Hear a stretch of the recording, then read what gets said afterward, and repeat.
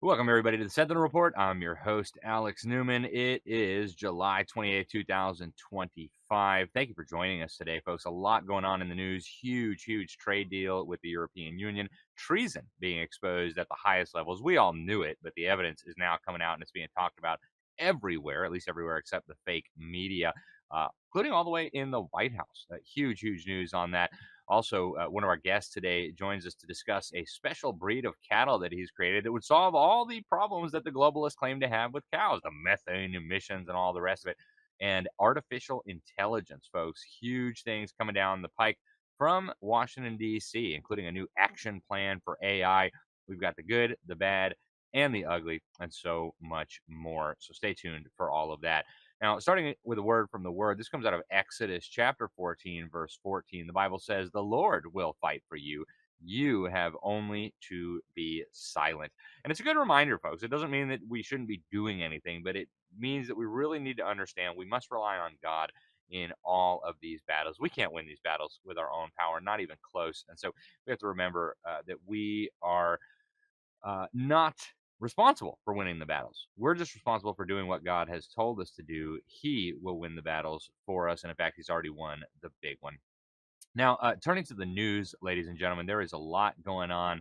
I want to start with something that we've been following from the beginning. I mean, it was so obvious from the beginning that we were talking about treason here, right? With what the Obama administration was doing to try to sabotage the incoming Trump administration, and then what some of the key people in the FBI and the DOJ and the intelligence community were doing.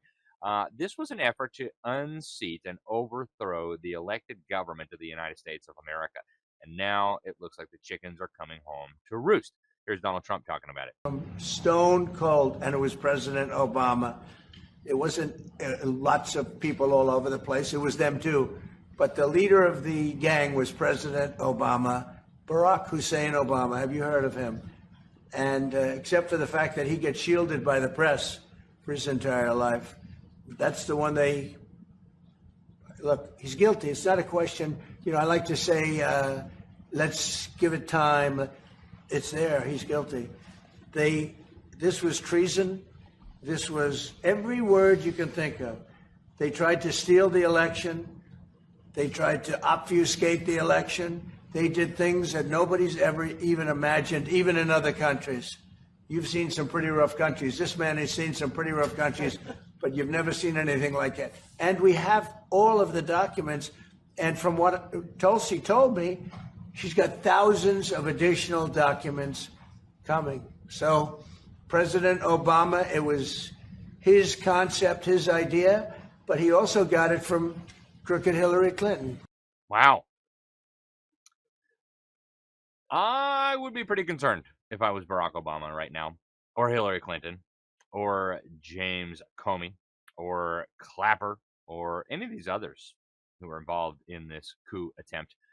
And folks, we knew this was going on the whole time. And now that the documents are coming out, this is a whole new level of intensity. Here is Director of National Intelligence Tulsi Gabbard talking about irrefutable evidence. There is irrefutable evidence that detail how President Obama and his national security team directed the creation of an intelligence community assessment that they knew was false. They knew it would promote this contrived narrative that Russia interfered in the 2016 election to help President Trump win, selling it to the American people as though it were true. It wasn't. The report that we released today shows in great detail how they carried this out. They manufactured findings from shoddy sources. They suppressed evidence and credible intelligence that disproved their false claims. They disobeyed traditional tradecraft intelligence community standards and withheld the truth from the American people. In doing so, they conspired to subvert the will of the American people who elected Donald Trump in that election in November of 2016. They worked with their partners in the media to promote this lie, ultimately to undermine the legitimacy of President Trump and launching what would be a years-long coup against him and his administration. Welcome, Dano. Unbelievable, folks. Finally, this stuff is coming out. We certainly hope that there will be accountability. Here is what FBI Deputy Director Dan Bongino just had to say on his X account. He says he's shocked to his core. I'm going to read this to you. He says, during my tenure as deputy director of the FBI, I've repeatedly relayed to you that things are happening that might not be immediately visible, but they are happening. The director and I are committed to stamping out public corruption and the political weaponization of both law enforcement and intelligence operations. It is a priority for us. But what I've learned in the course of our properly predicated and necessary investigations into these aforementioned matters has shocked me down to my core. We cannot run a republic like this. I'll never be the same after learning what I've learned. We're going to conduct these righteous and proper investigations by the book and in accordance with the law. We are going to get the answers we all deserve. As with any investigation, I cannot predict where it will land, but I can promise you an honest and dignified effort at truth. Not my truth or your truth, but the truth. God bless America and all those who defend her. Respectfully, Dan. Kudos, Mr. Bongino. We are praying for you and the director and the entire administration. And we understand investigations take time. And, I would really, really like to be a fly on the wall in the room there. But we understand that, for various reasons, these things have to be done behind closed doors. But we're all very much looking forward to the outcomes. And I personally am looking forward to criminal charges against all those evildoers who tried to destroy our country and steal our freedom. Now, big news from the Trump administration, huge trade deal with the European Union, folks. I mean, it is hard to overstate the significance of this. One of the biggest trade deals in the history of America. And of course, the Europeans, the Europeans, have been ripping us off for decades, as Donald Trump has properly pointed out. And it's not their fault. Our so-called leaders have been deliberately betraying us. But under this new deal, the EU agrees to buy 150 billion in American energy. They agree to invest 600 billion in America. And folks, this is going to be a very, very significant deal. It's going to fundamentally, I think, reshape the international order. And I'm hoping it'll be enough to start rebalancing our trade, folks. We cannot be a rich country by exporting inflation and dumbing down our population. We've got to actually produce things. We've got to actually sell things. So hopefully this will be a good step in that direction. Now, in other huge news, the U.S. has formally announced that we're going to be leaving the UN's so-called education agency, known as UNESCO, the UN Educational, Scientific, and Cultural Organization. It's a major blow to the globalist movement and a major blow to the indoctrination of children all over the world. Here's what the State Department said. They said UNESCO works to advance divisive social and cultural causes and maintains an outsized focus on the UN's Sustainable Development Goals, a globalist ideological agenda for international development at odds with our America First foreign policy. Now, folks, I have written more on UNESCO. I've broken more stories on UNESCO over the last decade than any journalist in the world, bar none. I've got a bunch of sources there, and I've been laser focused on this agency precisely because it's the secret weapon of the globalists in indoctrinating our children for globalism. They cannot have their vision for a one world order if they don't brainwash the next generation to not just accept it, but to beg for it. So that's why I've been so laser focused on this. And folks, this agency has been dominated from the beginning by communists, by New Age. I mean card-carrying communists. The guy who runs the education division of UNESCO is literally a card-carrying member of the Chinese Communist Party. New Age occultists and weirdos and commies and pagans of various varieties, all trying to standardize the indoctrination of children around the world like never before. And folks, now they've added to their portfolio regulating the internet, censoring free speech, labeling more and more of our cultural and natural treasures as UNESCO World Heritage Sites. It's an outrage. It's ridiculous. And so right when Donald Trump took office, we did an article over at Liberty Center. It was an opinion piece called Why Withdrawing from UNESCO Should Be a Top Priority for President Trump. You can find that. We published it on February 7th, 2025, laying out a small list of the reasons why we thought Donald Trump needed to immediately move us out of this wicked, vile organization. And finally, he did. And I'm very glad to see that. We dealt with a lot of the people involved in this, and we're very, very pleased that this landed in the right place. But folks, I want to give you a heads up here. We've left the UNESCO twice before. Ronald Reagan left in 1984. Donald Trump left during his first administration. And each time we had a globalist president rejoin. So George W. Bush rejoined after Reagan left, and then Joe Biden rejoined after Trump left. And they will rejoin again if we don't enshrine this into law. So we need Congress to take action here. We don't need to keep joining and leaving and joining this wicked organization. And then it's not enough to just leave, folks. The influence of UNESCO is felt in every classroom in this country, in every classroom around the world. They are huge players, and they brag about this in the statement from the Director General, who's an actual socialist, talking about our decision to leave. Said, "Oh, but don't worry, we're going to keep working with all our partners in America, state governments, local governments, textbook publishers." I mean, it never ends, folks. So we've got to stamp out the influence of this wicked organization. When I say it's run by commies and New Agers, I'm being absolutely serious. These people are involved in the occult. They, in many cases, are totalitarian. Some of them actually have the blood of people, innocent people, on their hands. They are a wicked organization, and we should have nothing to do with them. Before we continue on the news, folks, it is that time where parents are trying to figure out what they're going to do with their children for the next school year. That's actually coming up here, depending on where you live in the country, very, very soon, maybe next month. Your kids will be back in school for the next year. And I want to encourage you, folks, no matter where they are, to consider other options. If they're in government school, I mean, treat the thing like it's on fire and run in the other direction.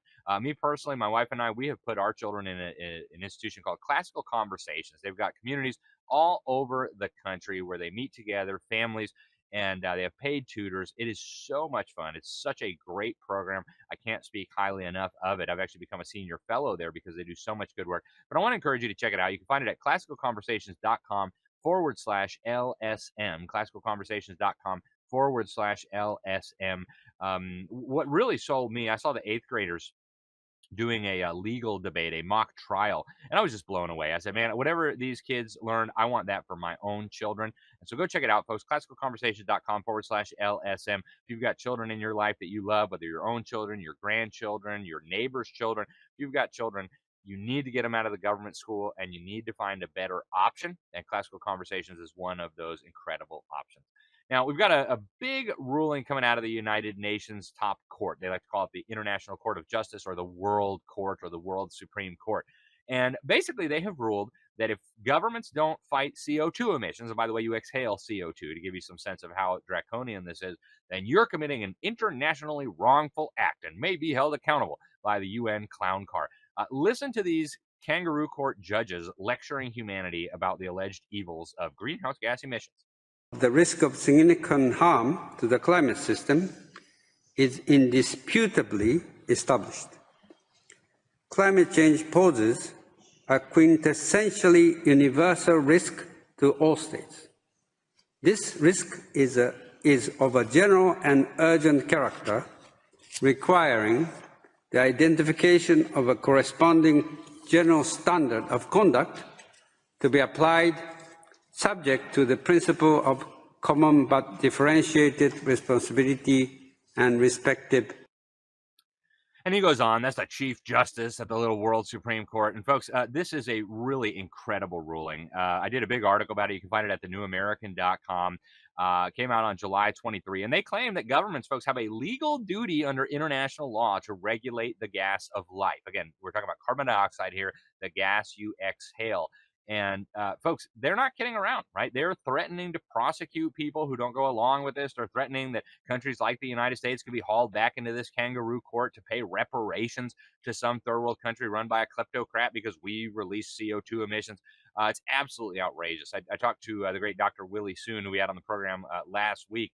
He used to be at Harvard. Now he's with the Center for Environmental Research and Earth Sciences, saying this is a cosmic joke. He said this ruling is a cosmic joke. Not only does the ICJ have no understanding of the science of climate change, but to threaten America is now being run by President Trump. He says it's just unbelievable. So, folks, go check out that article and lean into this. This is really important, folks. We have a world court now that likes to think it can boss us around on climate and many other things. And leading the defense of America is Mike Waltz. Yeah. Unfortunately, the former national security advisor. He got the boot as national security advisor, and we're grateful for that.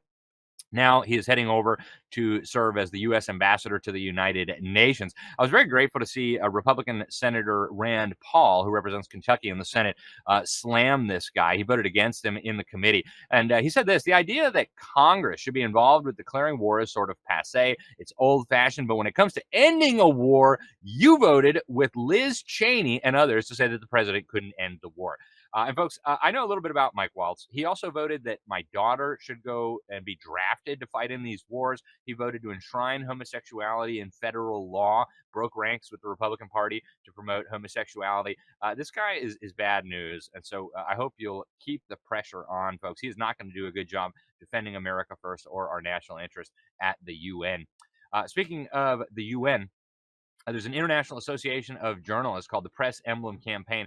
They are condemning at the UN the use of press vests by jihadists backed by the Syrian regime as they massacre and brutalize the Druze minority in southern Syria. They're literally running around with press vests while they're slaughtering minority groups and dissidents and Christians and Druze and others. Folks, this is an outrage. I can tell you as a journalist, this makes me furious, right? When you're wearing a press vest, you're supposed to be actually doing journalism. But King Charles over in the UK, man, he loves Islam. Here's his little message that he just put out. I want you to see it. It sounds like a joke, but it's not. As the Quran says, God does not burden any soul with more than it can bear. We hope that you have a blessed and fulfilling Ramadan. Peace be upon you all. Ramadan Mubarak. As Muslims across the United Kingdom and yeah, and he goes on to say what a great contribution Islam has made to the UK. What? You're supposed to be the defender of the faith, man. Unbelievable, folks. Now, turning over to Sweden, my former home, Afghan guys, refugees, brutally gang raped a little 13-year-old girl. And you see some of the pictures here. It's horrific if you're watching us. And the court has just ruled that they can't be thrown in prison. They can't be deported. Instead, they'll get a little bit of juvenile detention and a little bit of youth supervision. Folks, this is an outrage upon human dignity, and it is insane. We've got the Senator Eric Schmidt, represents Missouri in the U.S. Senate, with a powerful expose of how the civil rights regime in America has been used to re-engineer society. We're going to show you a little excerpt from this, but we encourage you to go check it out. We've got it on our X account, and we'll put it in other places, but you got to see this. Let me begin with a hard but necessary truth. For at least the last decade, America's civil rights laws have been used not to prohibit discrimination, but to institutionalize it. The modern civil rights regime, both inside and outside of government, has been wielded like a weapon, not to safeguard the equal rights of all citizens, but to engineer a radical new social order built upon the deliberate dispossession. He's right, folks. He's right, and we try to tell you so, but better late than never, folks. Before we go to break, I want to tell you about Genesis Gold, our friends there, and they've got a new book that they just published by Alan Armstrong called The Bible and Gold. It's really, really good. I just got my copy in the mail, and I'm loving it. And the author says unequal weights are an abomination to the Lord. And, of course, he's right. That's what the Bible teaches, right? Unequal weights are an abomination to the Lord. But what if our whole money system is based on unequal weights and measures? What if our whole money system is based on usury and fraud? Well, it is. So I want you to check out our friends over at Genesis Gold. You can find them at newmanfaithgold.com, newmanfaithgold.com. They're going to send you a copy of this book, and no obligation, obviously, but they can talk to you about the possibility of helping to preserve some of your wealth, some of your savings in gold, which has, of course, held its value over thousands and thousands of years. I've been buying a little bit by year since I was in college. It's done very well. And so I never feel any hesitation about encouraging people to take a look at the metal as a possible place to save some of your wealth. Obviously, the dollar has been going down. I expect those trends to continue, and gold, of course, holds its value. So get over to newmanfaithgold.com, newmanfaithgold.com. Check out what they have, and they'll send you a copy of the book absolutely for free at newmanfaithgold.com. Stay with us. We'll be right back after this quick break with Andrew Muller to break down the AI action plan coming out of the White House. Hello, everyone. I'm excited to announce the next generation of energy drinks, Rev 7. It has no sugar and no caffeine. Instead, Rev 7 uses Go BHB. Go BHB is one of the body's primary ketones, and it provides the most efficient and clean fuel that your body needs. It also helps you stay energized all day with no crashes. Not only that, it produces 3 times more brain energy than sugar, which helps boost your memory, focus, and mental sharpness. It also helps reduce stress and helps balance your mood. Rev 7 does all that while being the best tasting energy drink ever. So go to mypillow.com or call the number on your screen. Use your promo code to save 20% today. I'm so sure you're going to love Rev 7. For a limited time, you get our introductory 3-pack absolutely free. I drink Rev 7 every day and I absolutely love it, and so will you. Welcome back to the Sentinel Report. I'm your host, Alex Newman. Thanks for being with us, folks. Donald Trump is making huge moves on artificial intelligence, and we've been following it very carefully. AI is like literally the biggest story maybe of the last century, which is huge because there's been a lot going on in the last century. But this is going to change life forever. And the federal government is making very, very serious inroads here in the form of executive orders and task forces and other things. AI is now increasingly being intertwined with education, and there's an executive order from Trump on that. It is now involved in the military and much, much more. And there's now a new action plan on AI. Folks, this is going to affect each and every one of us, not in the lives of our children or our grandchildren, but like now. Okay, it's coming. It's here. Joining us to discuss is our good friend Andrew Muller. He's Chief of Operations at Liberty Sentinel Media. He's also a contributor to the New American Magazine, where I serve as senior editor. And he's been digging into these things and talking to some of the key people. Andrew, welcome to the program. Thanks for joining us. Oh, thanks, Alex. Pleasure to be here. Absolutely. So talk to us about this new AI document that just came out of the White House. We've got a big article posted on it at libertysentinel.org. People should go check it out. It's from an absolutely brilliant legal mind who has spent a lot of his career in and around Washington, D.C. working on these very issues. But talk to us about this big AI report from the White House and some of what that means for us. Yeah, so this came out last week. It's a 28-page document, America's AI Action Plan, Winning the Race. And this is really, Alex, a kind of a space race competition with China, if you will, kind of like going after who's going to get the atom bomb first, who's going to land on the moon first. President Trump certainly sees this as that level of a race and a competition, particularly with communist Chinese, to see who can harness AI, have the best AI, the biggest AI. And I understand that line of reasoning. I also appreciate his America First policy. However, Alex, this is really getting AI into government to the point where I think this is the opening of the Pandora's box, if you will, to potentially eroding our whole constitutional republic. Now, people might think that's reactionary, and the garden variety responses with AI are always something along the following. AI is just a tool. You can use it for good. You can use it for evil. The difference is, Alex, when we think about a tool, it's usually like a hammer or a power drill, maybe even an email or a website. But the difference with AI is that it actually has the potential to eclipse and surpass human power, human understanding, and human mental capacity. A hammer or a drill or a crane can't do that. It's only as good as the user.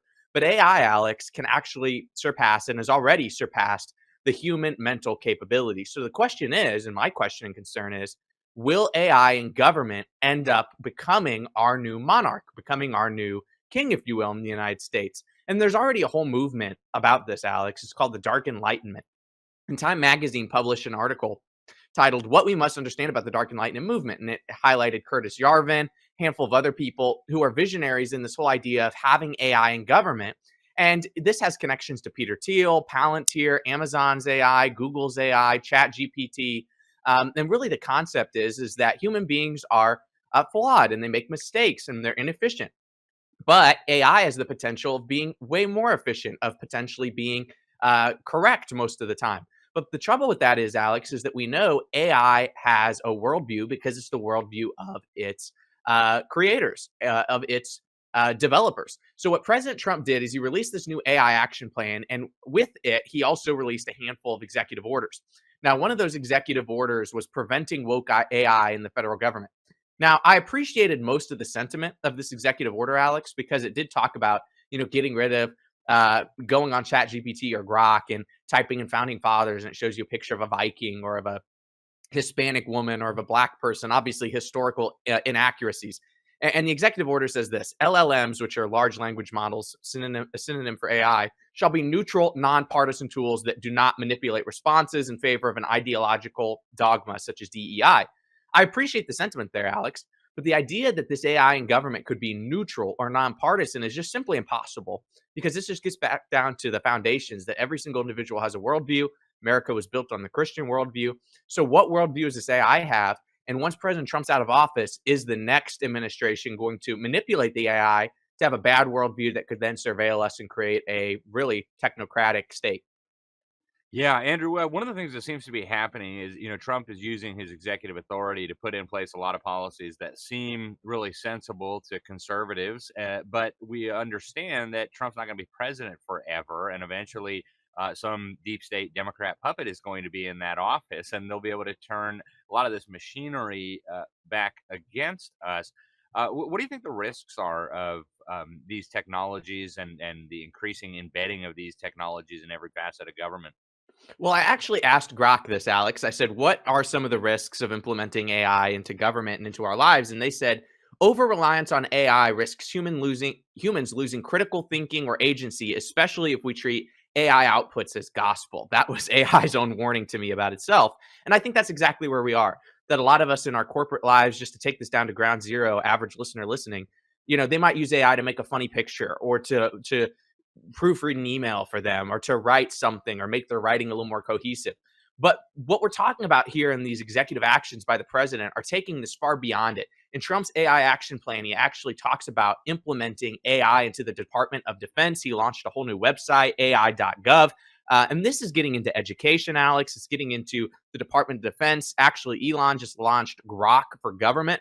They already have a contract with the Department of Defense, and they're soliciting it to other agencies. So this is going far beyond the typical concerns of just having AI think for you, maybe write some emails for you, take away some of your workload. We're getting to the point where this might actually be advising our leaders in the future on military tactics, what we should do with our economy, et cetera. And my concern, Alex, is not only is this going to, as Grok told me, take away human capacity and human thinking and reasoning to the point where maybe we become too complicit and dumb and just trust whatever it says, but it also has the possibility of being hacked. It also has the possibility of being manipulated, and it could create a whole new technocratic deep state where we have a whole bunch of hackers and programmers running this AI that are then telling it what to tell the experts who allegedly make the decisions for us. So I think this has to be handled very carefully. I think Congress and the states in particular need to put a whole bunch of regulations in this. And President Trump, in his new AI action plan, does suggest that we create a chief artificial intelligence council, which would have a whole bunch of authority in regulating this AI as it gets implemented into government. But frankly, Alex, I think that ultimately we need to get AI out of government as much as possible, out of education as much as possible, and simply just use it as a tool up and until the point where it no longer thinks for us. We don't want it to think for us. We don't want it to do for us. We just want it to be a tool. And I think that that is a very fine line. And right now we are racing towards having it think for us, govern for us, educate our children. I think that's a very dangerous place to be. And I'll just add one more thought here. The whole premise behind President Trump's actions is defeating the Chinese. And I was talking to Joe Allen, who's a major expert in AI. He's Steve Bannon's War Room editor on AI. And he told me, he said, you know what? This notion that we have to defeat the Chinese or the Russians in the AI race is a little bit of a false argument, because they end up copying most of our technology at the end of the day. So if the United States was to say, hey, we're not going to use AI in government in any significant capacity, maybe we'll use it like the DOD guys did, where it goes through some logbooks and does some busy work for us, but we're not going to have it make any decisions. We're definitely not going to have it be an innovator in education or defense. That very well may nip this in the bud for other countries because they won't have the tech to copy. Fascinating. We're almost out of time, but folks, I hope you'll put some thought into this. The UN convened governments around the world in 2019 in Beijing to do the consensus document on artificial intelligence and education, where they're talking openly about using AI to manipulate the thoughts, values, attitudes, beliefs of your children. Now we see it creeping into every area of government. Very, very concerning.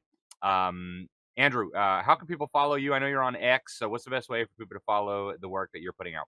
LibertySentinel.org, our website, also thenewamerican.com. I'm on X at Andrew1Muller, and thanks for having me on, Alex. Absolutely. Thanks for joining us, Andrew, and we'll get you back very soon. Folks, stay with us. We're going to be right back with more after this quick break with a message from our sponsors. In 1776, a nation was born, forged in the crucible of revolution. brave men and women stood together fighting for freedom, liberty, and the pursuit of happiness. Throughout history, the spirit of patriotism has prevailed. The battles may have changed, but the values remain the same. Today, in 2024, we find ourselves at a pivotal moment where the call for unity, freedom, and a better future echoes louder than ever. Introducing Patriot Mobile, the wireless carrier that stands with you. We are committed to supporting the values that make our nation great. With affordable plans and reliable nationwide coverage, Patriot Mobile is not just a wireless service. It's a call to action for those who believe in the American dream. Because this year is not just any year, it's the most important year since our nation's founding. Choose a wireless carrier that shares your values. Choose Patriot Mobile. For free activation, use promo code Newman. Welcome back to the Sentinel Report. Alex Newman, your host here. Thanks for being with us, folks. Now, you have probably heard, if you've been paying any attention at all, a whole bunch of globalists spewing a whole bunch of hot air about the alleged evils of cows. They're releasing methane emissions. They're causing global warming. They're destroying ecosystems. And the only solution, according to the UN and friends, is for you to eat bugs and for ranchers to be put out of business. Now, we've seen it happen in the Netherlands. We're watching it happen all over the world under various guises. But the climate change scenario seems to be one of the primary lines of attack when it comes to these ranchers who are producing literally the steak and the hamburgers and the food that we eat. Joining us now to discuss all of this is an incredible rancher. His name's Jim Jensen. I spoke just a few weeks ago at the RCAF convention up in South Dakota and had the pleasure of meeting him. He's got a ranch in Wyoming, the Lucky 7 Angus Ranch, and he is a sixth-generation rancher up in the high mountains of Boulder, Wyoming. He's got a Bachelor of Science degree in agriculture from the University of Wyoming, and he has lived and traveled with world champions on the he's a rodeo cowboy. His bio is just absolutely amazing. And he has bred a cow that is exactly what all these globalists, these Jeff Bezos and everybody else claims to be looking for. There's actually a new docu-series about this ranch on Prime. We'll show you an excerpt of that in a moment. But Jim, welcome to the program. Thank you for joining us today. Well, thank you, Alex. It's a pleasure being here. It's great to have you.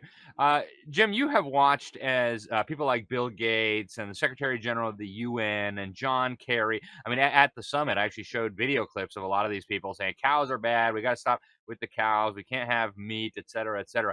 What's your take on all that? What are they doing? What's going on here? And why do ranchers, especially American cattle ranchers, find themselves with this big bullseye on their back? Well, I think anytime they can control the food supply, that's complete and total power. Agriculture is the only industry on earth that is absolutely necessary for human survival. And if they can control the food industry, they control the world. So maybe that's it. I don't know. Maybe it's because the Nabiscos of the world that are creating the health problems, maybe they need somebody to point the arrow at so it takes the pressure off of them.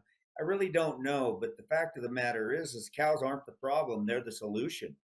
We change the industry or change the engine inside of these cattle, and we can create cattle that actually take greenhouse gases out of the air. Which most of the greenhouse gases are caused by, I guess, people flying in their airplanes. Those same people, Bill Gates and the people of the world, flying in their airplanes and having their nice fancy buildings and their hot rod cars and stuff. They're creating most of this greenhouse gas and these problems. But the cows can be the solution to take it out of the air.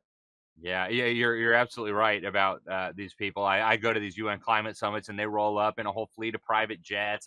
They get out in their limousine, they take their private helicopter, and then they lecture us about riding our bikes. And then you ask them about it, they say, well, you don't understand. I bought carbon credits from my buddy Al Gore, and he uprooted an African village to plant some trees, and so now I'm carbon neutral. It's absolutely grotesque as they're feasting on steak and caviar and lecturing the proles about their puny CO2 emissions. Now, Jim, one of the people who is supposedly at the forefront of this battle is Jeff Bezos. He is supposedly working on some kind of super cows that are supposedly going to help us save the planet. But you've already got super cows. You have bred this unbelievable cow that you say actually does all the things that these people claim they want. Talk to us about the cows that you have created. Well, I guess it's humbling to find out the second wealthiest person in the world now is trying to create cattle that we have created.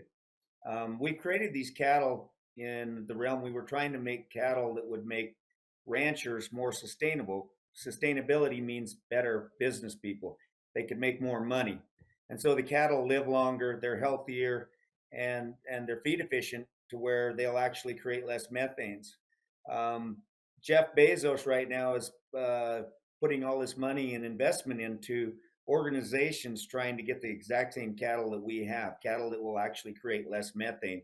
We've been doing this for over 40 years. We've got the cattle. It wasn't for the environment, although if we can help the environment, I would be glad to do that as well. But he can't get there. The only way to get there is through our program and our cattle, because we're in the year 2025. If anybody else was serious about making cattle more efficient, cattle that could do these things, they would have already done it. But he's put it into organizations, and I kind of wonder if he's trying to get cattle to do this, or is it maybe trying to control through some sort of an EPD or some sort of a number that he can tell everybody they have to do X, Y, and Z. And if you don't do this, you're probably not going to get paid. We were on a huge speaking tour about these cattle in the EU 2 years ago, and we found out what they do is they say, you're going to lose money. You're going to lose $115 a head, which will put you out of business. But if you do the practices we tell you you have to do, then we will give you a subsidy in order for you to make a few bucks and stay in business. And so my question is, I'm not going to judge what his intentions are, but the only way to get there is through Lucky 7 Angus. The direction he's getting is it'll take him at least 30 years to get the cattle we've already created. So if we're trying to get these cattle today, they need to come through the genetics that we've taken over 30 years to build. That's fascinating. And a lot of people are starting to notice this, Jim. I want to play a trailer for a program about the very cattle that you have created, the program that you've got. So let's air that, and then we'll come right back.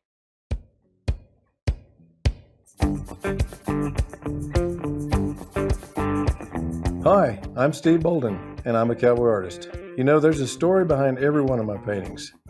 This film is about those stories and my search to find them. I travel to ranches across the country to see cowboys in action and to gather authentic material for my paintings. Along the way, I have the rare privilege of meeting ranchers and their families who pass along their passions in the cowboy way of life. Everybody thought that we could put these cattle in the toughest places on earth and create cattle that were better.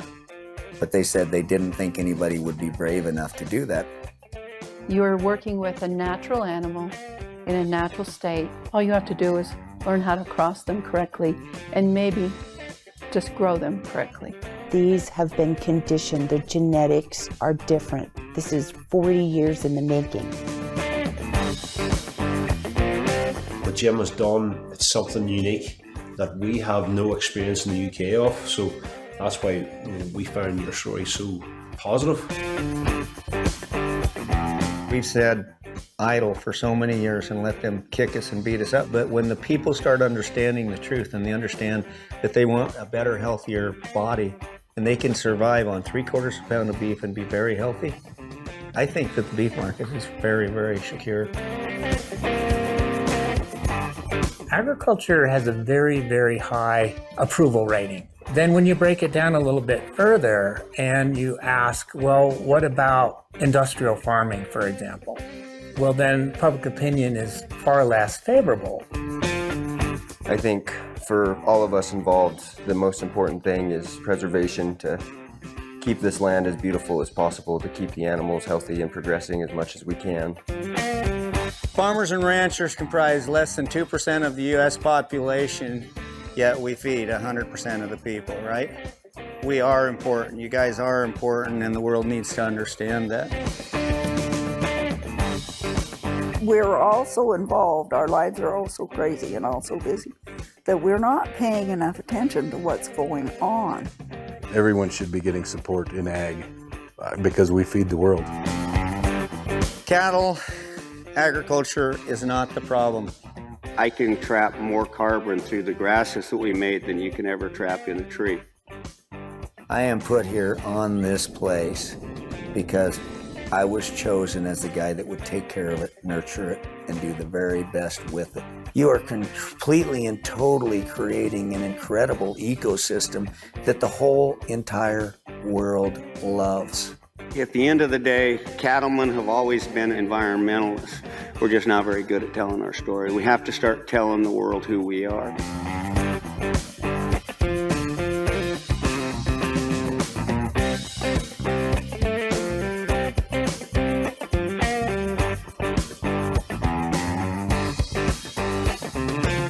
So join me as I capture these real cowboys, their horses, and their cattle on canvas. Welcome to Art of the Cowboy.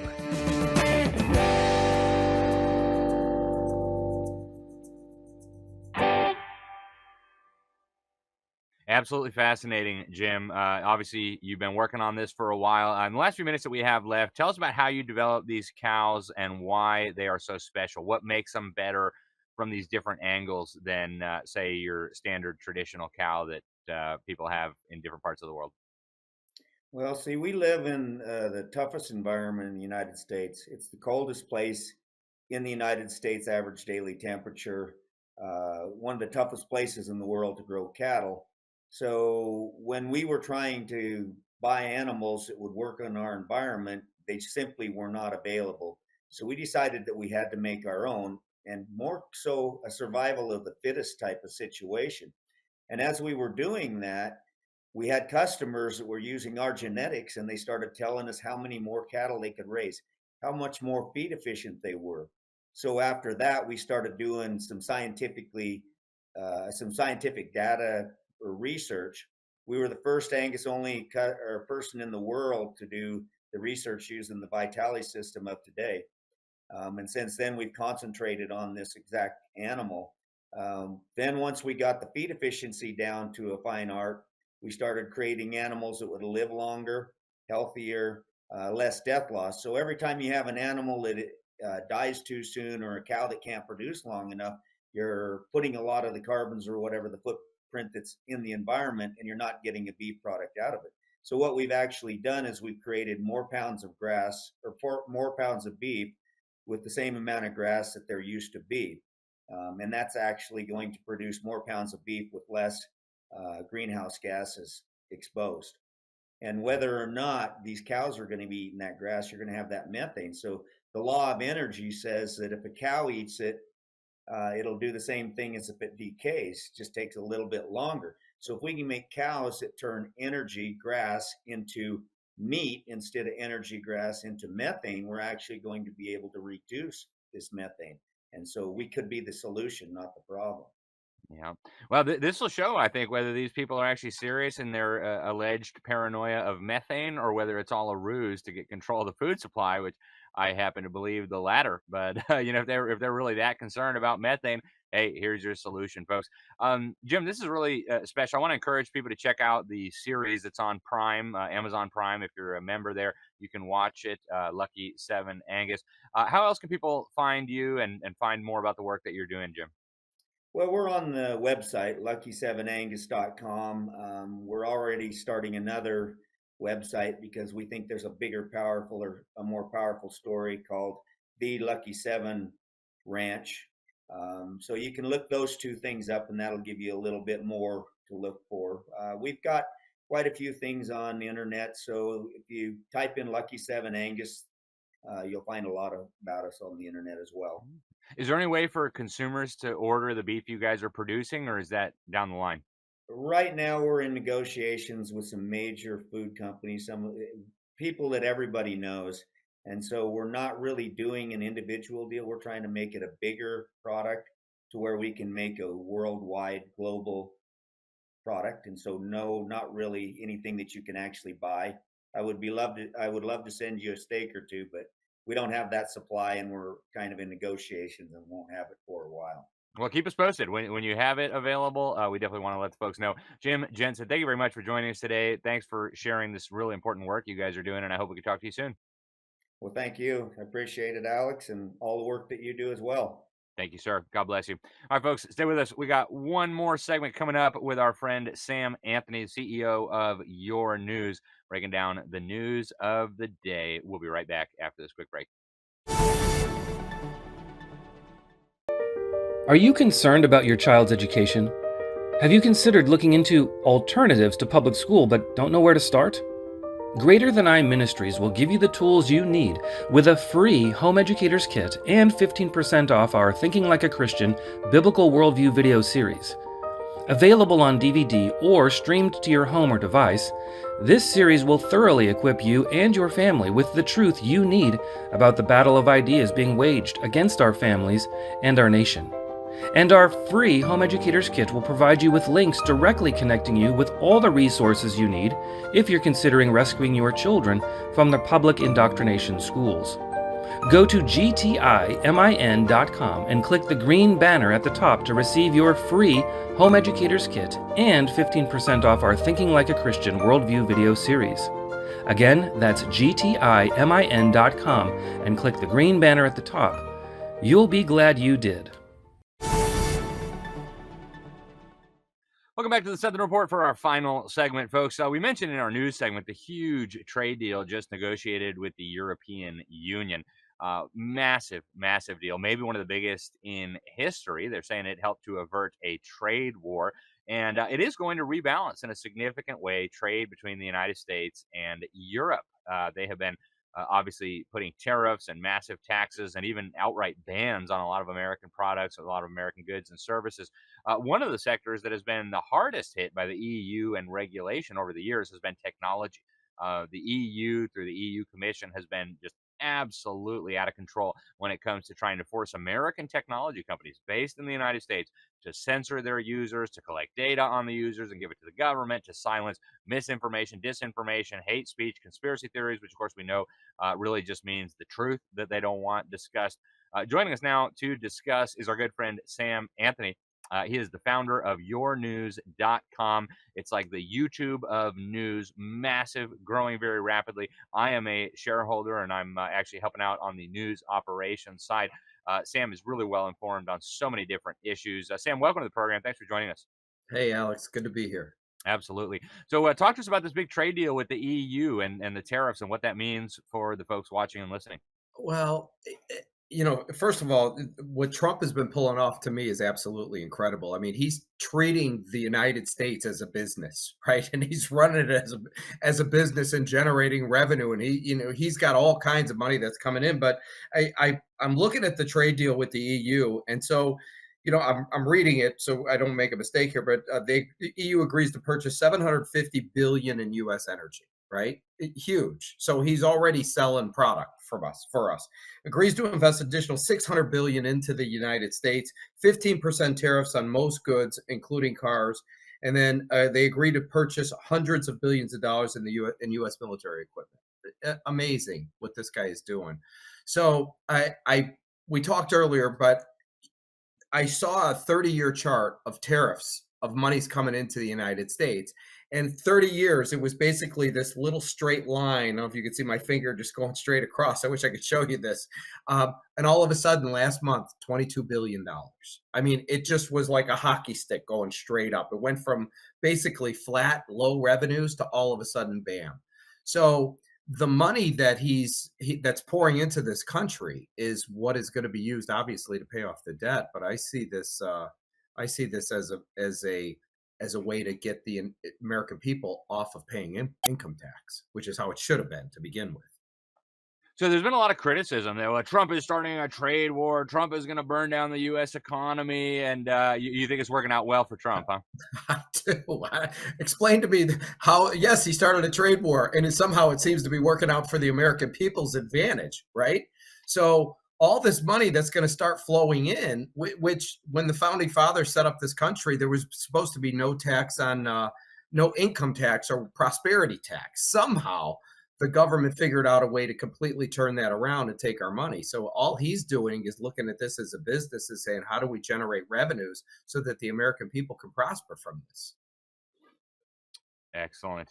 And let's talk a little bit about the technology side before we get into your news. I mean, the EU has been really, really vigorous in terms of trying to regulate and control American technology companies. Microsoft, Facebook, YouTube, Google.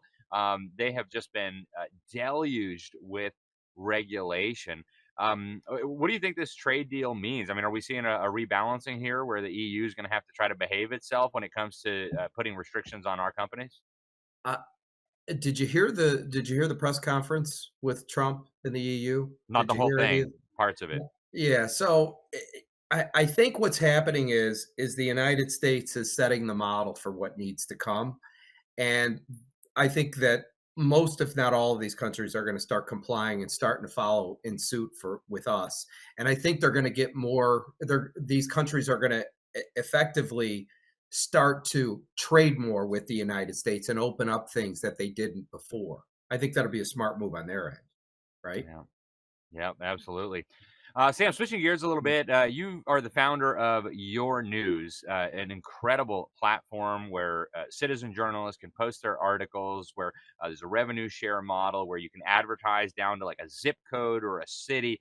I believe it's going to revolutionize the news industry. I believe it's going to probably end up completely transforming the industry as these little local newspapers go bankrupt, go out of business.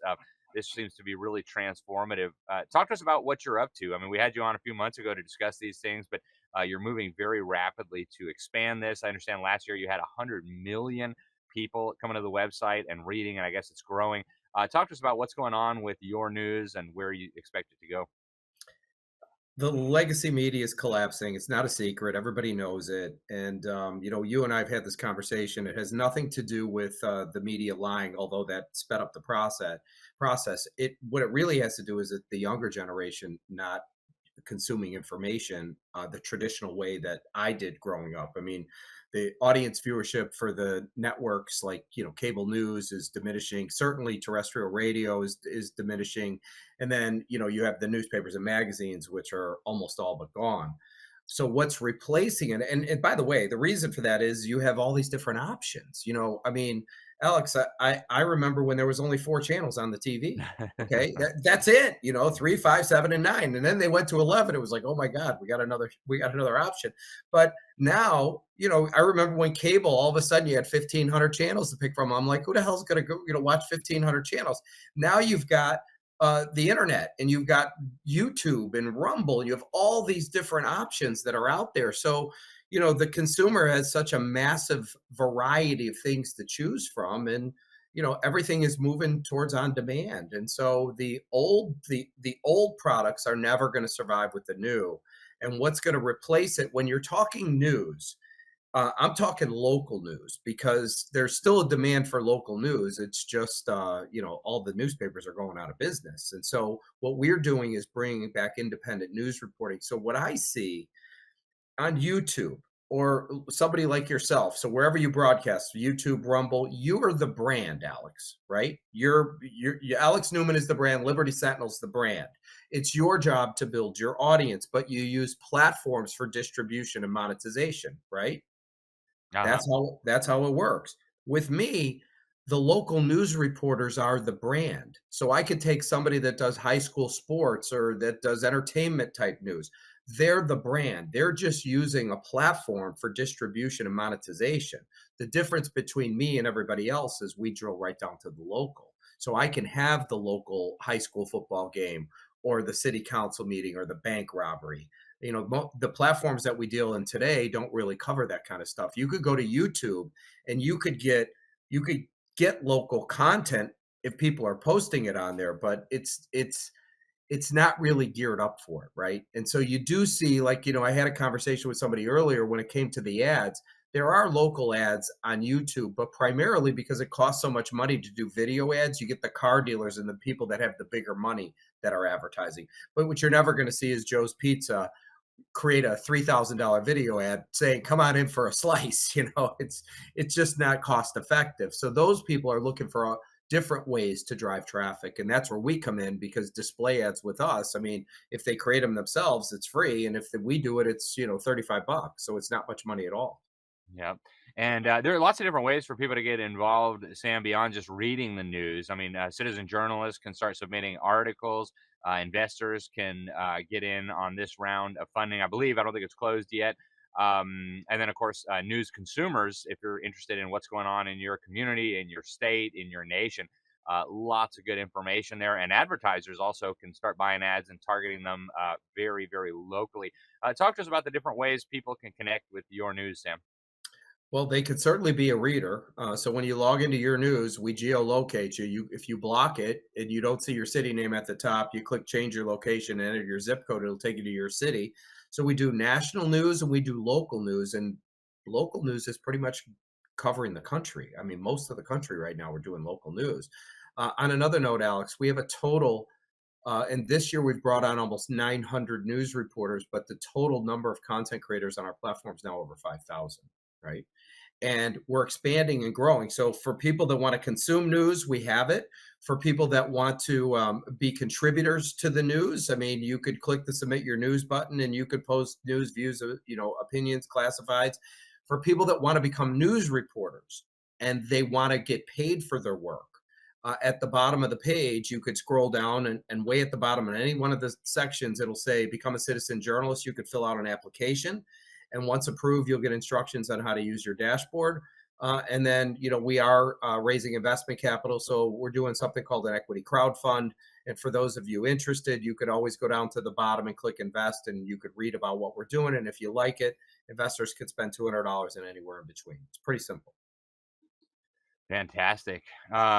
Sam, you guys are doing big things. I think it's really, really exciting. Final thoughts for the folks. We're just about out of time in this segment, but final thoughts for the folks on how this is going to change the industry and how they might get involved.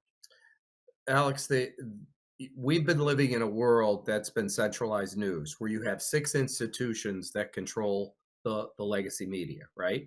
And so obviously there was government influence, certainly advertiser influence. Everybody's seen it.